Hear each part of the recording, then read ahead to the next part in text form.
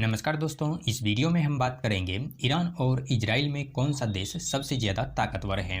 सैनिकों के मामले में ईरान ज़्यादा ताकतवर है जबकि इजराइल की टेक्नोलॉजी बेहतर है। ईरान के पास मिसाइल बहुत ज़्यादा हैं लेकिन इजराइल के पास शानदार रक्षा कवच है। मिलिट्री ताकत की बात करें तो दुनिया के 145 देशों की संख्या में ईरान 14वें स्थान पर है जबकि इजराइल 17वें स्थान पर है। इसके बाद हम अगर सैनिक की बात करें तो इजराइल के पास 6.70 लाख सैनिक है जबकि ईरान के पास 11.80 लाख है।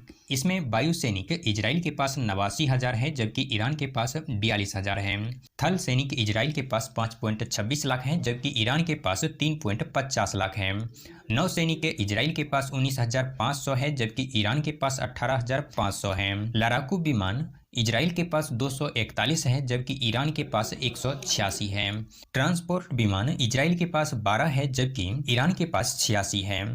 हेलीकॉप्टर इजराइल के पास 146 है जबकि ईरान के पास 129 है। लड़ाकू टैंक इजराइल के पास 1370 है जबकि ईरान के पास 1996 है। सैन्य वाहन इजराइल के पास 43,407 है जबकि ईरान के पास 65,765 है। सेल्फ प्रोपेल्ड आर्टिलरी ईरान के पास 580 है जबकि इजराइल के पास 650 है। सबमरीन इजराइल के पास 5 है जबकि ईरान के पास 19 है।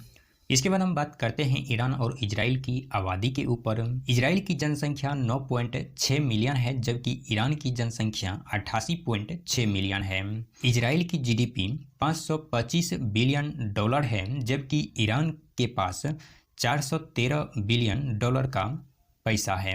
इजराइल की प्रति व्यक्ति आय 54,931 डॉलर है जबकि ईरान का प्रति व्यक्ति आय 4669 डॉलर का है।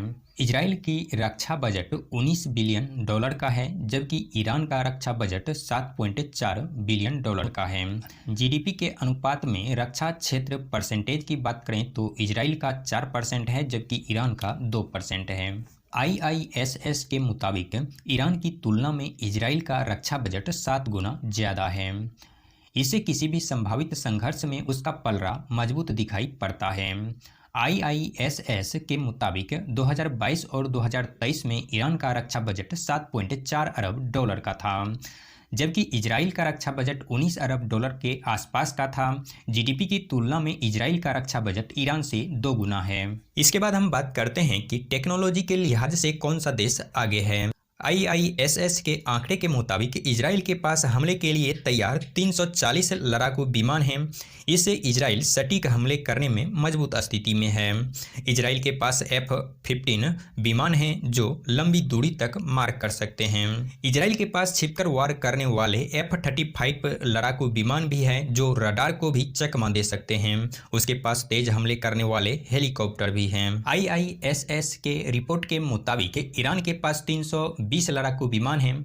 उनके पास 1960 के दशक के लड़ाकू विमान भी हैं जिसमें F-4S, F-5S और F-14S जैसे विमान शामिल हैं जो 1986 की फिल्म टॉप गन से विमान मशहूर हो गया था। इजराइल की सेना की रीढ़ की हड्डी है इसका आयरन डोम एरो सिस्टम। इजराइल ईरान से 2100 किलोमीटर की दूरी पर स्थित है।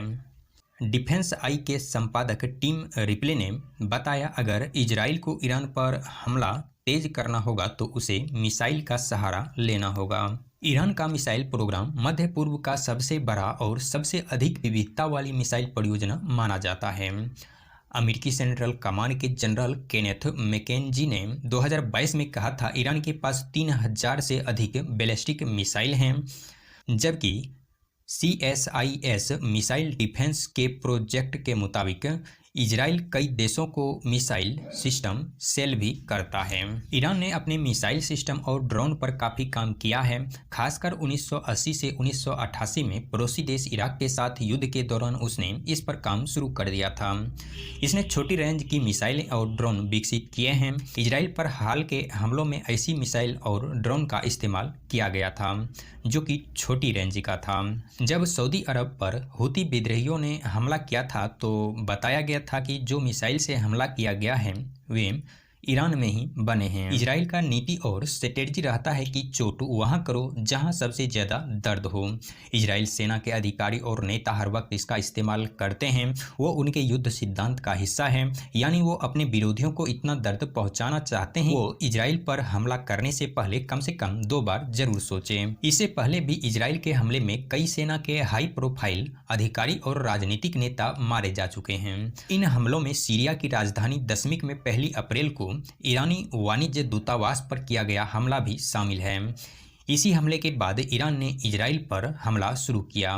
हालांकि इजराइल ने प्रमुख ईरानी नागरिकों और सैन्य अधिकारियों पर हमले की जिम्मेदारी कभी नहीं ली है, लेकिन उसने इससे इनकार भी नहीं किया। ईरानी नौसेना का आधुनिकीकरण नहीं हुआ है, हालांकि उसके पास 220 जहाज हैं, जबकि इजराइल के पास इनकी संख्या 60 है, लेकिन ये आधुनिकीकरण करके हुआ है, अर्थात नई वाली इसका जहाज है। इसके बाद हम बात करते हैं कि इन दोनों देश में साइबर अटैक के मामले में कौन सा देश ज़्यादा ताकतवर है।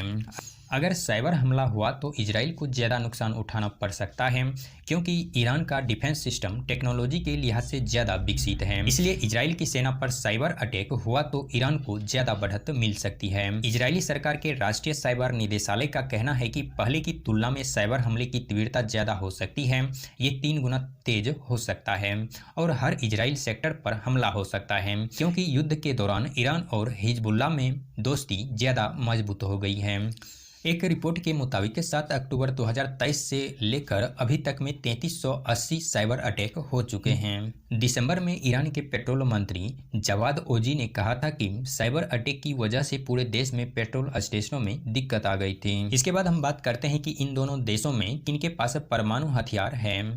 माना जाता है कि इजराइल के पास परमाणु हथियार है, लेकिन वो इसके बारे में स्पष्ट जानकारी नहीं देता है। ईरान के पास परमाणु हथियार होने की संभावना कम है।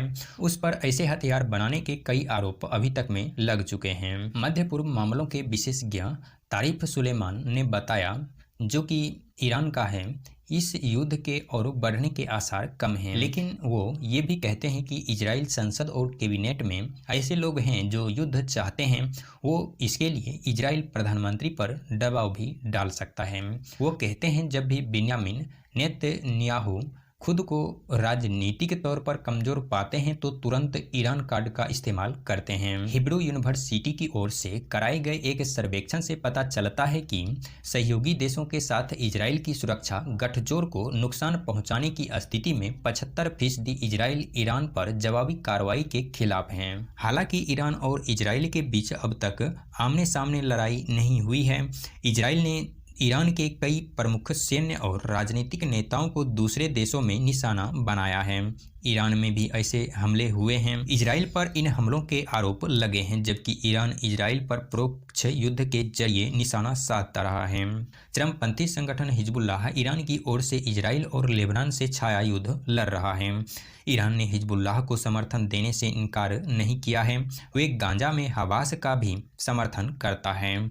इजराइल और पश्चिमी देशों का मानना है कि ईरान हमास को हथियार, गोला बारूद और ट्रेनिंग देता है। ईरान समर्थक संगठनों का इराक और सीरिया में काफ़ी प्रभाव है।